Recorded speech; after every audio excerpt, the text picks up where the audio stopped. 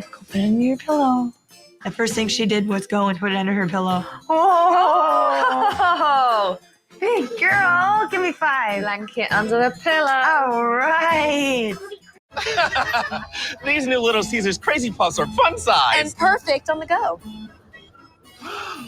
Did you hear that, Buttercup? We can go anywhere. It's packed with cheese and pepperoni. Yeehaw! Be free, Buttercup. Be free. Enjoy delicious Little Caesars Crazy Puffs on the go for just $3.99. Pizza, pizza. Nice. Now it's time to give preteen Courtney some much-needed privacy. I have to get up. I want to sit down. I told you to get up. I'm sitting out. What's wrong with you? The reason for this bad behavior Is Courtney needs to have her own space a little bit more. and I need to sit her parents down and let them know. This is her space. She's becoming 11 going on 18, yes, but she really is, she's evolving into a young lady. I felt a lot of empathy towards Courtney because I can remember being in that position. When you need to think about things, okay, and you really need your space and you need to get your thoughts together, right? And I want you to use this. Courtney's face absolutely lit up. To have her own space and permission to do it was just amazing. And you see what that says? And you see what that says? Okay? But use it wisely, Courtney. If you need space and you need to think about what you want to talk to Mum and Dad about, this is what you can use. We're going to put it on your door. And this means your sisters can't come in, okay? I have some doubts with that sign because the kids are not going to follow along with that.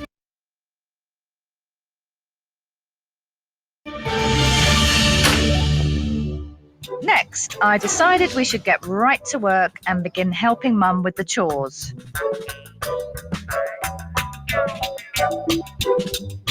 This is excellent. Thank you, thank you, thank you. Things are running quite smoothly and, Girls love the chore board. well, almost all of the girls. No. Melissa seems to resent the fact that her children are actually listening to me. I just think that with the nanny, they're responding to her so well and not to me, which makes me kind of sad.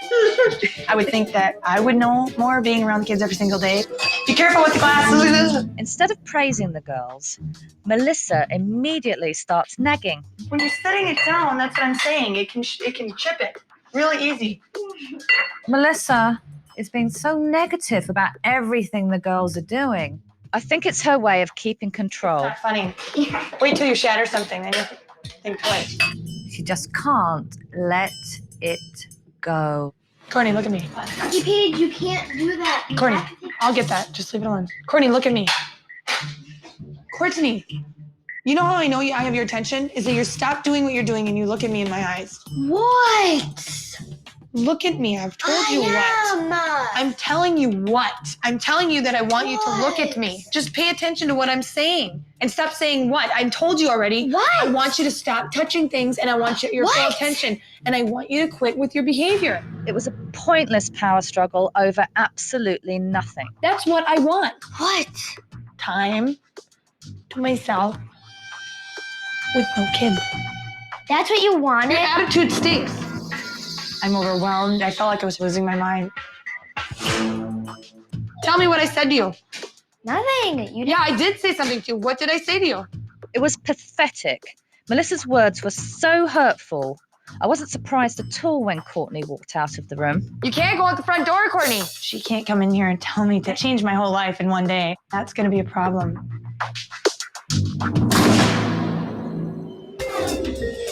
Now I need to see how Courtney and her stepdad get along.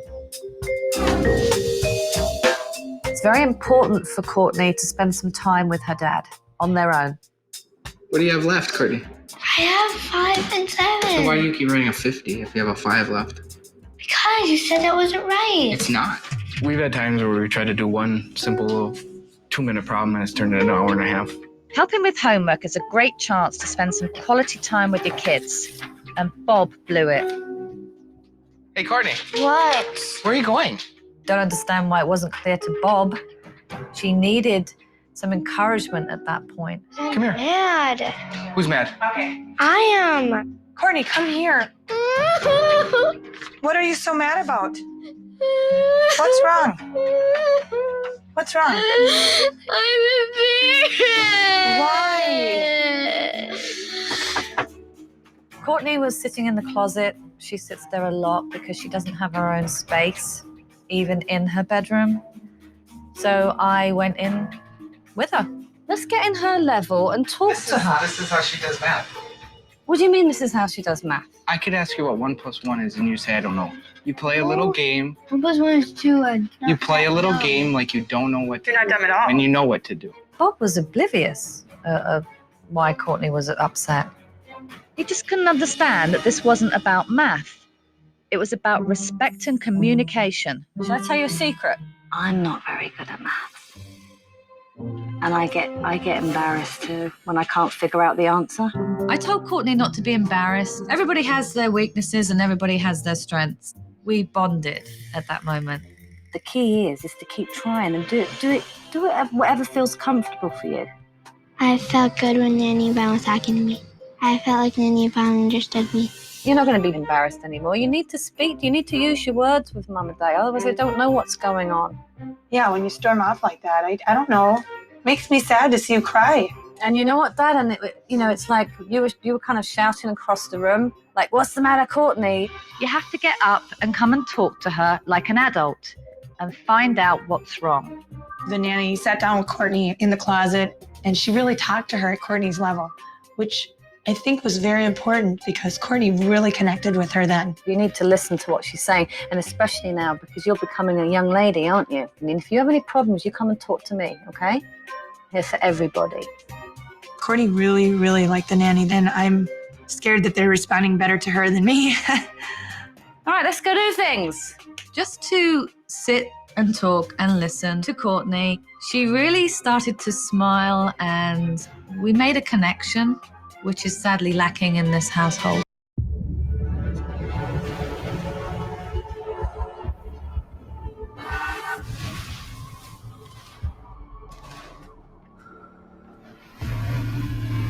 Dynamic air suspension, all-wheel steering, configurable terrain response, effortless in the extreme.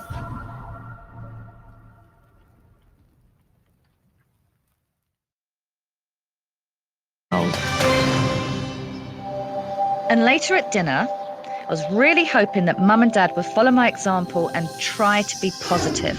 But unfortunately, they waste no time and begin arguing. Bob, Yeah. tell me what you're thinking. He doesn't talk, and it's hard to talk to a wall. You're mute. Unless it's goose talk or duck talk. Then you want to talk. He'd rather be out in a field shooting geese than talk to me about it. She talks a lot and I don't. Just stop bugging. We're parents and we're teachers and we need to teach them. Yeah. Okay, well, that's what we need to work on and we don't do it. Mum may have a point, but she needs to realise that bickering in front of her children is harmful. You're not my mom. I'm not your mom, but I'm your wife. Yeah. And I still deserve that You need to respect. talk to me, not Huh? boss me around. We argue in front of the kids, and I think that has a huge effect. I think the biggest problem is that you need to learn to communicate better with our kids. I feel like I have to talk for you. Melissa is blaming everyone in this house except for herself. You know, part of the reason Courtney doesn't connect with you is because you're her stepdad. I can't believe Melissa would say that in front of Courtney. She's obviously not listened to a word I've said. Courtney. Respect is a one-way street in this house, and as far as I'm concerned, it's a dead end. As the day began, Mum and Courtney immediately started out on the wrong foot. You're not having a cell phone. Give it here now. Nope. Give it here. No. Give it here. No. Why? Get over it. Mommy. Give it here. Melissa wasn't listening to her or even feeling any empathy towards her at all. Give me it back. Absolutely not a chance. It's only emergency calls. Yeah, go up to your room. Go up to your room, Courtney. Daddy's going to disguise it. Make it look Courtney, come here. Sure enough, she left the house Courtney, come in here now. She's very sensitive, but it's also important not to run away from me. Bob, just so you know, Courtney's on a timeout for talking back. You are not respecting me. You are acting like a baby right now. Then you know Once again, Melissa is nagging and not listening. Go up to your room until you can calm down and actually talk decent. I'm not doing anything. You know, Courtney? You. No, it's not. I bet the nanny would say that too. Bet you she wouldn't. You. Up to your room. World. Stay in here. I want her to know I'm the parent and I'm not putting up with this. You are in a timeout and I put you in one, so go back up to your room. Get in your room and stay in there for an hour. Mommy. Courtney was clearly in distress. I'm running away. I'm never coming back. Courtney was real upset and she wrote me a letter telling me she hates me and that she's running away and to say goodbye to Dad. Tell who? Instead of listening to her, Tell Duda? She just mocked her. It was unbelievable. Who do you want me to tell? Duda? Courtney does not run away. She might hide under her bed or in her closet, but to be honest, I think she just was looking for attention. Tonight I'm setting my alarm and I'm running away. You're running away and you don't want your room, so we'll just give it to them. this poor child was looking for love and attention. She was giving her things away to her sisters. You can have her new dolls, Madison, since you play with dolls. No, you can't. I'm taking them with. No, you're not. I am. No, you're not. I am. No. It's a pretty sad state of affairs when a mother can't be a mother. I need to sit down with Mum and have a serious chat. I don't know why you called Danny 911, to be honest. If you're not going to follow through what I've been working on with the kids, there's no point in absolutely waste of time me being here. Yeah. And I see sad children that you don't see. Don't let them grow up and turn around and say, I had a miserable childhood. I wasn't happy. I don't remember any good times. I want to be a great parent and I'm with my kids so that they grow out looking at me like, wow, you were a great mom. I love my kids. I love them. You know, that was a wake-up call to me. Because you come across as extremely negative Yeah, and extremely picky and I know I'm a nitpicker. yeah. I think we're so busy being parents and we're just losing, that family connection. It's like a job, you come to your job, It's the most connected to your employers, you just go to work and do your stuff. And Right, but you know what? This is what, so I'll come home, be a parent, that's a job. But this is the most important one you'll ever have. Right. And it's so important. And before you know it, those kids will be out the door and you might be regretting something that you could really fix now.